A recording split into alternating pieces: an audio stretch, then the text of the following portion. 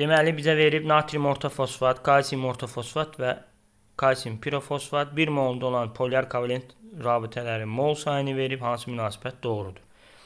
Deməli x-imiz olacaq natrium ortofosfat. X-a yazıram natrium 3 PO4. Y-imiz kalsium ortofosfat. Kalsium 3 PO4 2. Z-imiz də kalsium pirofosfat. Bu olacaq kalsium 2 P2O7. Burada belə məsələn, mərkəzi atom burada fosfor 5 vanitlidir. Deməli 5 dənə polyar kovalent rabitəsi var. 5. Burada 5 vanitlidir, amma bunun fosfordan 2 olduğuna görə Y-a 10 yazıram. Burada da 5 olduğuna görə 2 dənə fosfor olduğuna görə burada 10 yazıram. Deməli burada nə olacaq? X-la 2y bərabər, 2x bərabərdir y-a, bir də y ilə z bir-birinə bərabərdir. Cavab 3 ilə 4 Y variantı.